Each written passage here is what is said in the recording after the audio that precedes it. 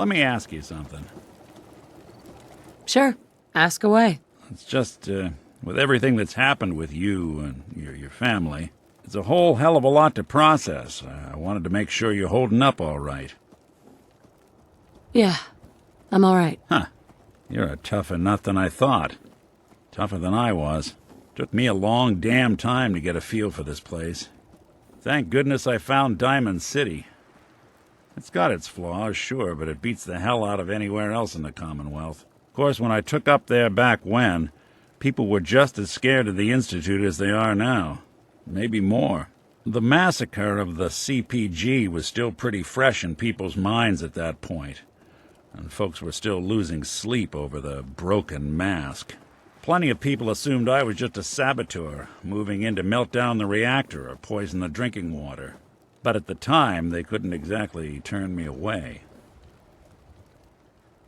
Broken mask? This was long before I'd moved to town, but apparently some gentleman type shows up in Diamond City, heads down to Power Noodles. Guess he didn't like the food because he pulled his pistol and opened fire on the folks enjoying theirs. When security finally put enough holes in him to drop him, they say he was full of servos and sprockets, just like yours truly. Seems he malfunctioned, went berserk. It was the first time people realized that synths had stopped looking like me and started looking like them. Considering what these folks went through, I felt real lucky they let me in the front gate at all. Why'd they let you in? Because I'd rescued the mayor's daughter. Gal of about 15. Pride and joy of the mayor back then. Man by the name of Henry Roberts. The young Miss Roberts decided she'd run off with some caravan hand she'd, known for an evening. Turns out the guy was part of a gang of kidnappers. I didn't even know who I was rescuing, just stumbled on a crying girl and 4 toughs. I took her home and the mayor dubbed me a hero, offered me a place in town. Lots of folks protested, said I was a spy, but he wouldn't have it. Taking up in the city was tricky at first, but I never tried to hide what I was, and people seemed to warm to that. You took down 4 guys by yourself? Well, I didn't have to. Back then, synths were even more of an unknown quantity than they are today. I told them I was rigged to explode and started going beep, beep, beep. Hardest part of that rescue was keeping from laughing as they climbed over each other to get away. Was it hard, settling in? Well, they sure didn't make it easy. I started off doing the jobs no one else wanted. I got more banged up being Diamond City's handyman than I ever did living out in the ruins. But I guess folks never forgot I rescued the mayor's daughter, so they started coming to me when people went missing. Wife runs off with a new paramour and takes the rent money with her. Talk to the synth. An upset father decides moving him and the kids to Good Neighbor in the dead of night's not the worst damn idea since the bomb. Go get Nick. After a while, the jobs got so backed up, they didn't even ask me to do the handyman stuff anymore. Hell, I was so happy to do it, it was months before I started charging anyone. I never stopped being Nick the Synth, but it was Nick the Detective folks came to see. It was about then that things finally started feeling normal. It took me a long time to realize that home is where you make it. And with some time and effort, this place can be home for you, too. That's a long story, but I hope it helps. Want to get moving? I think we ought to talk. Is something the matter? You sound upset. What? Oh, no. We've just been traveling a while now, and I figure there hasn't exactly been equitable distribution of information. I've gotten a decent glimpse into your dirty laundry, but you still don't really know a whole heck of a lot about me. I figured I'd offer to balance the board. So, is there anything you want to know? So, who are you, Nick? That's a question I've been trying to figure out myself for a long damn time. I know I'm a synth, authentic Institute handiwork, but I'm still mechanical, not bioengineered like the fancy synths giving everyone the willies these days. I get tune-ups now instead of checkups. But my memories, my personality, they're all lifted from some cop who volunteered for an experiment back before the war. They scanned his brain and copied it onto the hardware that runs between my ears. Don't know why they chose to make a robot based on some pre-war cop instead of a math genius or a bioengineer. Hey, maybe that's why the Institute tossed me in the garbage instead of turning me into one of their people snatchers.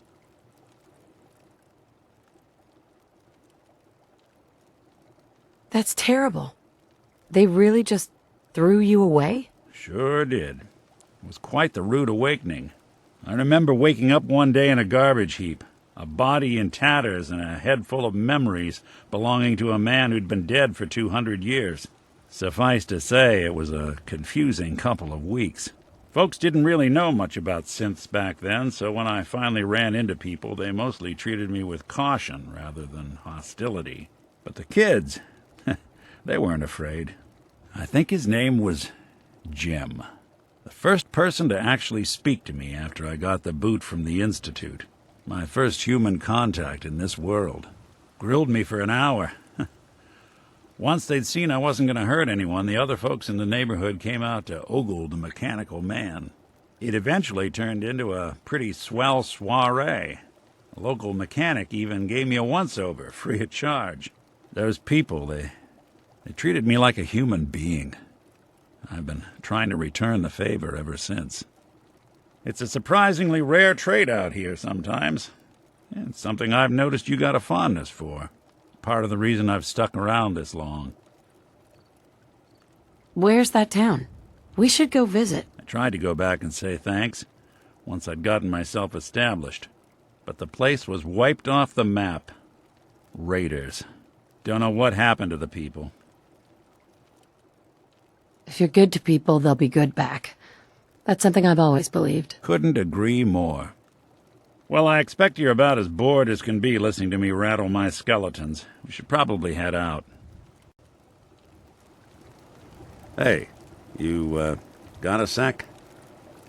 Of course, Nick. What's up? I wouldn't normally bother you with this sort of thing, but, well, I know I can trust you at this point. For as long as I can remember, I've been getting these, flashes. Memories of places I've never been. Things I've never seen. Memories of Nicks. They're not bad, they're just this inescapable reminder that I'm not the person I think I am. That I'm not a person at all. I'm just a machine, pretending to be human.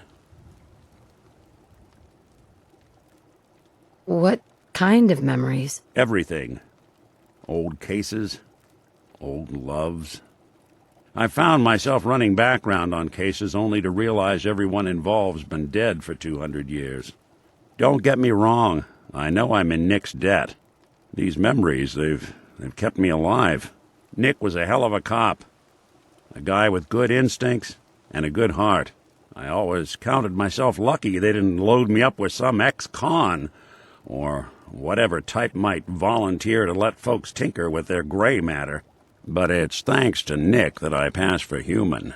Why I get to live cushy in Diamond City, and every other synth is shot on sight. I know I got it good, but my entire life I owe to Nick. Everything that makes me who I am. My judgment, my speech, hell, even my name. They're his. And I can't do a damn thing about it, because without them, I'm nothing. A shell. All I want is a life where I have something I can call my own.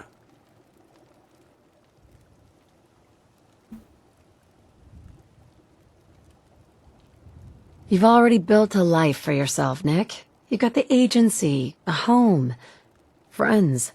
Yeah, I mean, you're not wrong. You know, I'm just gonna need some time to think on this. I appreciate you hearing me out. You're a real good friend. Thanks.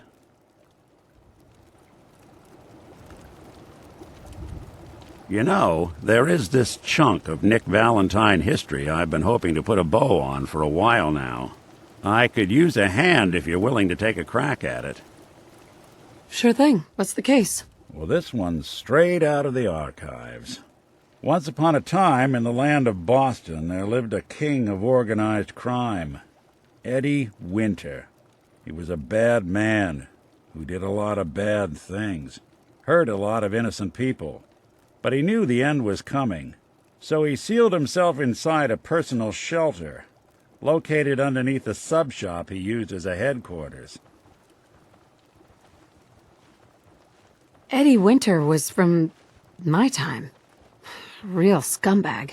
The story gets even more twisted. The arrogant bastard wanted to cheat death, live forever, so he could come out of that shelter someday into this brave new world. Sound familiar? Only Eddie didn't want to be a frozen banana. No cryo sleep for him, no. He invested his money in some sick, crazy radiation experiment. You've really done your homework on this guy. I have. And I uncovered a doozy. Eddie Winter went and turned himself into a ghoul, 200 years before it was fashionable. Hell, he was probably the first one. And I'm convinced that he's still locked inside that shelter, safe and sound, ready to come out and begin his evil reign all over again. I'm gonna find him and kill him, so that never happens. You in? All right, Nick. Let's get the bad guy. Good. Now, I know where Winter's vault is, but the door is sealed with a complex numerical code. Lucky for us, Winter's arrogance knew no bounds. Back in the day, he recorded 10 holotapes, incriminating different criminal associates. On each one, he hit a single number. We find all of those holotapes, we get all the numbers. We get all the numbers, we get the code. And then we get Winter. I've been putting together a file on this one for a while now. There's a pair of holotapes in here worth listening to. Including one of Winter's that I managed to snatch from the Cambridge police evidence lockup before getting swarmed by ferals. My gut tells me the Boston police evidence terminals are the key to cracking this one. It's probably worth paying a visit to any of the departments you might have stumbled across.